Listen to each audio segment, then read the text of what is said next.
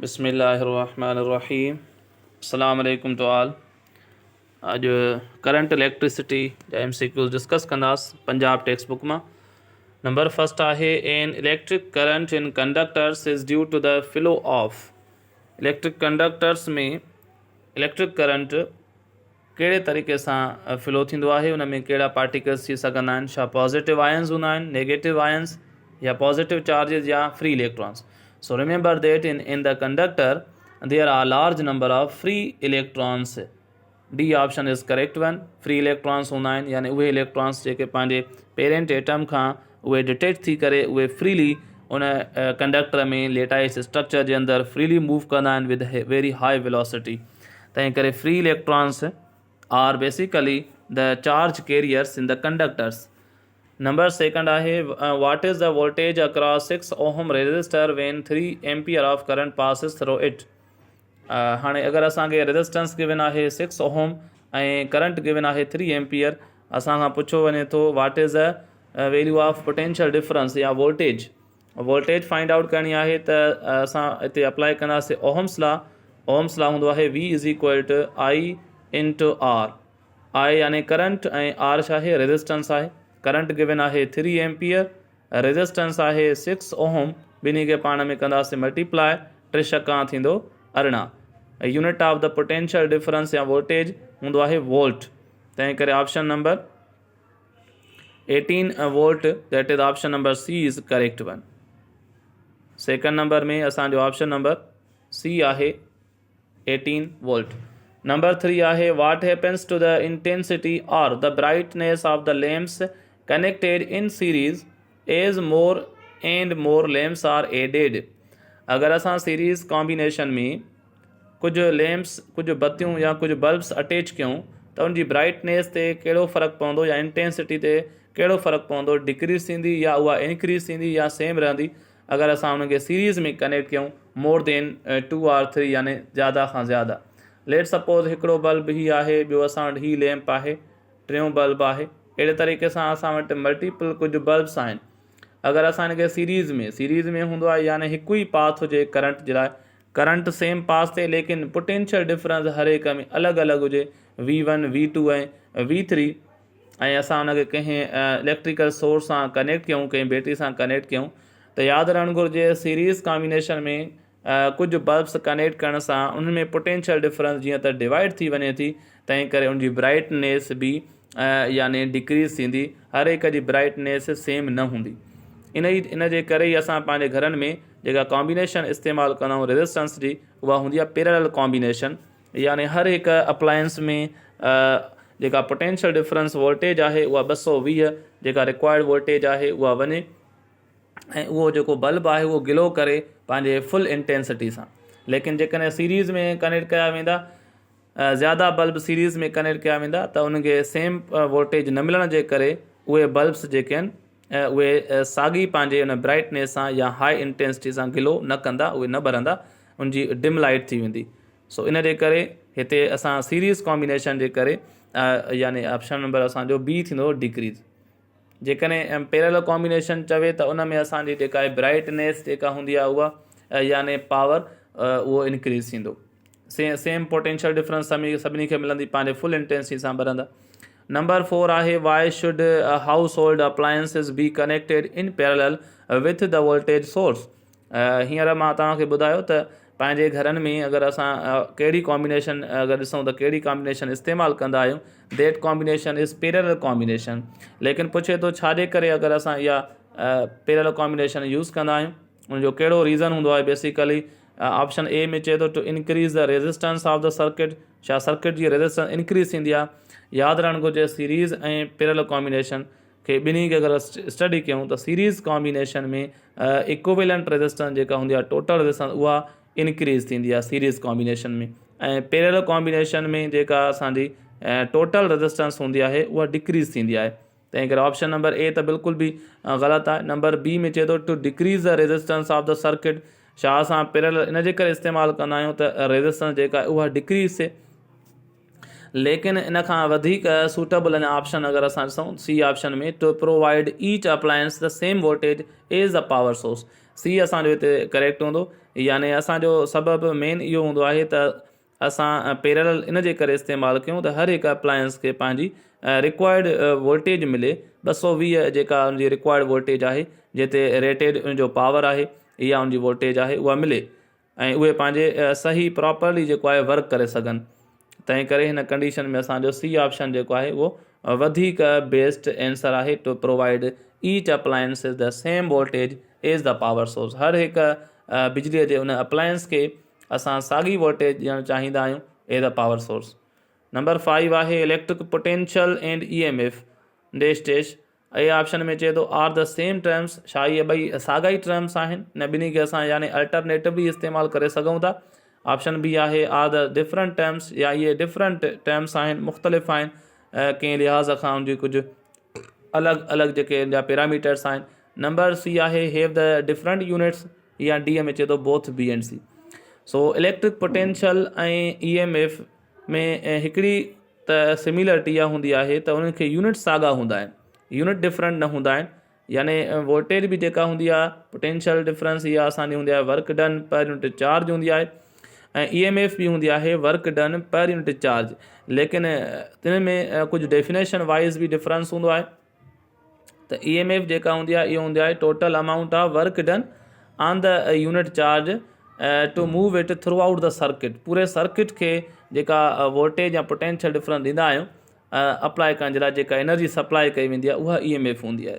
लेकिन जेका potential difference जी ॻाल्हि कंदा आहियूं त इहा असांजे कंहिं बि सर्किट में कंहिं बि अप्लायंस खे इहा पोटेंशियल डिफरेंस असां ॾेई सघूं था, चाहे उहो कोई अलॻि सां एक्सटर्नल सर्किट हुजे, एक्सटर्नल लोड हुजे, त उनखे बि असां पोटेंशियल डिफरेंस ॾेई सघूं था। यानी इहे बेसिकली डिफरेंट टर्म्स आहिनि with respect to definition and its formula. Okay, त इन जे करे ऑप्शन नंबर बी सही आहे, यानी आर द डिफरेंट टर्म्स। इहे ॿई अलॻि अलॻि टर्म्स आहिनि, इनखे असां सेम बिल्कुलु नथा चई सघूं, बाक़ी इन जा यूनिट्स सेम हूंदा आहिनि। नंबर 6 आहे when we double the voltage in a simple electric circuit we double the dash dash. हाणे अगरि असां हिन स्टेटमेंट खे ॾिसूं त वोल्टेज खे चए थो जेकॾहिं डबल कंदासीं त कहिड़ो पैरामीटर डबल थींदो। अकॉर्डिंग टू ओहम्स लॉ, अगरि तव्हांखे ओहम्स लॉ यादि हुजे त potential difference is directly proportional to the current flowing in the circuit. अगरि वोल्टेज खे डबल कयो वेंदो त करंट बि डबल थींदो, ऐं उन में कुझु कंडीशन्स हूंदियूं आहिनि त रेजिस्टेंस सेम हुजणु घुरिजे, ऐं उन जूं कुझु कंडक्टर जूं ॿियूं फिज़िकल स्टेट्स बि। तंहिं करे option number A is correct. अगरि वोल्टेज डबल थिए थी त करंट बि डबल थींदो सर्किट में। नंबर 7 आहे if we double both the current and voltage in a circuit while keeping its resistance constant the power। अगरि रेजिस्टेंस कांस्टेंट रखूं था ऐं लेकिन अगरि असां वोल्टेज खे बि डबल कयूं था, वोल्टेज खे बि अगरि असां 2V करे वञूं, डबल करे वञूं, ऐं करंट खे बि डबल कयूं था, करंट बि जेको आहे असांजो 2 टाइम्स आहे थी थो वञे, डबल थी थो वञे, त ॿुधायो त उन सर्किट जो जेको इलेक्ट्रिक पावर आहे, पावर जो फार्मूला हूंदो आहे basically it is a product of current into voltage. Current into voltage, हाणे करंट बि ट्वाइस थिए थो, 2 टाइम्स थिए थो, ऐं वोल्टेज बि 2 टाइम्स थिए थी, तंहिं करे असांजो पावर थी वेंदो 4 times. 2 into 2 will be 4 times. So power जेको आहे उहो इंक्रीज़ थी वेंदो। पावर डिपेंड कंदो आहे करंट ऐं वोल्टेज ते, उनजी प्रोडक्ट हूंदी आहे। तंहिं करे चवंदासीं जेकॾहिं करंट बि डबल थिए ऐं वोल्टेज बि डबल थिए, ॿई डबल थियनि, त उन कंडीशन में पावर असांजो 4 टाइम्स थी वेंदो, ऐं 4 टाइम्स खे क्वाड्रपल्स चइबो आहे। Option D is correct one. Quadruple means it is 4 times. उन खां पोइ असां अॻिते हलंदासीं।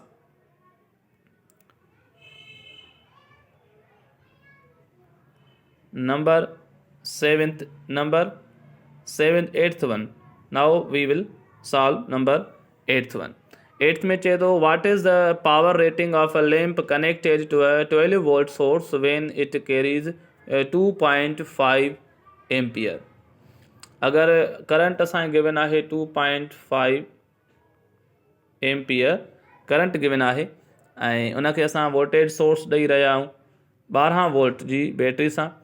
12 वोल्ट इज़ अ सोर्स, यानी electrical voltage, watt is a power, power पुछे थो, पावर जो फार्मूलो हींअर असां ॿुधायोसीं, it is a product of current into voltage I into V, त ॿिनी वैल्यूज़ खे पाण में कंदासीं मल्टीप्लाई। सो अगरि असां हिन ॿिनी वैल्यूज़ खे पाण में मल्टीप्लाई कयूं 12 इंटू या 2.5 current into 12 volt, so this will be equal to 30 ऐं यूनिट हूंदो आहे पावर जो watt. Watt is the SI unit of power, that is watt. Option number C is correct. हिनखे तव्हां मल्टीप्लाई कंदो ऐं तव्हांखे मिली वेंदो आंसर 30 वाट। नंबर 9 आहे the combined resistance of two identical resistors connected in series is 8 ohm. Their combined resistance in a parallel arrangement will be. हाणे हीउ जेको आहे असांजो क्वेश्चन ये थोरो असांजो यानी सिंपल न आहे, या हिनखे असां थोरो खणी टिपिकल चवंदासीं। सभ खां पहिरियां चए थो त कंबाइंड रेजिस्टेंस ॿिनि आइडेंटिकल रेजिस्टर जी, असां वटि ॿ रेजिस्टर्स आहिनि, R1 R2 लिखूं था उनखे, उन ॿिन्ही जी रेजिस्टेंस बराबरि आहे, आइडेंटिकल आहिनि, ऐं उन्हनि जी combined resistance in the series combination, जॾहिं असां उनखे सीरीज़ कॉम्बिनेशन में कंबाइन कयो आहे त उन्हनि जी इक्विवेलेंट रेजिस्टेंस मिली आहे 8 ओहम। 8 ओहम, ठीकु आहे। पोइ थो चए their combined resistance in parallel, ॿुधायो तुंहिंजी पैरेलल कॉम्बिनेशन में इक्विवेलेंट रेजिस्टेंस घणी थींदी। सो यादि रहणु घुरिजे त जेकॾहिं सीरीज़ कॉम्बिनेशन आहे त सीरीज़ कॉम्बिनेशन में असां इंडिविजुअल रेजिस्टेंस खे एड कंदा आहियूं to get the total resistance RE। हाणे असांखे ॿई आइडेंटिकल आहिनि, यानी R1 ऐं R2 ॿई पाण में बराबरि आहिनि, तंहिं करे असां हुन ते हिकिड़ो ई टर्म R रखी सघूं था, यानी हिकिड़े रेजिस्टर जी रेजिस्टेंस बि R आहे, ॿिए जी बि R आहे, तंहिं करे अगरि हिन फार्मूला में हिते रखूं त असांजो थी वेंदो R + R, यानी ॿ रेजिस्टर पाण में एड कयासीं ऐं इन्हनि जी असांखे इक्विवेलेंट मिलियल आहे 8 ओहम सीरीज़ जे लिहाज़ खां। सो हाणे अगरि असां हर हिक जी फाइंड कयूं इंडिविजुअल रेजिस्टेंस घणी थींदी, त R + R थी विया 2R, हिन ॿिन्ही खे पाण में प्लस कंदासीं, 2R will be equal two 8, त हितां असांखे R जो वैल्यू मिलंदो 8/2, यानी this will be equal to 4। हाणे सीरीज़ कॉम्बिनेशन में यानी अगरि असां 4 ओहम जा ॿ रेजिस्टर एड कंदासीं त असांखे उनजी इक्विवेलेंट मिलंदी 8 ओहम, यानी तव्हां इहा ख़बर पई त हर हिकु रेजिस्टर 4 ओहम जो आहे। हीअ शइ असांखे इन्फॉर्मेशन ज़रूरी हुई, 4 ओहम जो हर हिकु रेजिस्टर आहे, ठीकु आहे। हाणे असां ईंदासीं त भला जेकॾहिं असां वटि 4 ओहम जा ॿ रेजिस्टर आहिनि, 4 ओहम जा ॿ रेजिस्टर आहिनि, त इन्हनि खे अगरि असां पैरेलल कॉम्बिनेशन में एड करणु चाहियूं त कीअं कयूं, त पैरेलल जे लाइ फार्मूला हूंदो आहे 1/RE is equal two 1/R1 + 1/R2। ही पैरेलल कॉम्बिनेशन में फार्मूला हूंदो आहे इक्विवेलेंट रेजिस्टेंस फाइंड करण जो, यानी असां पैरेलल कॉम्बिनेशन में रेजिस्टेंस फाइंड करणु चाहियूं था, हिनखे RP लिखूं था, यानी पैरेलल कॉम्बिनेशन में जेका रेजिस्टेंस आहे इक्विवेलेंट बराबरि आहे 1/, ऐं हिक जो वैल्यू 4 आहे, ॿिए जो वैल्यू बि आहे 4।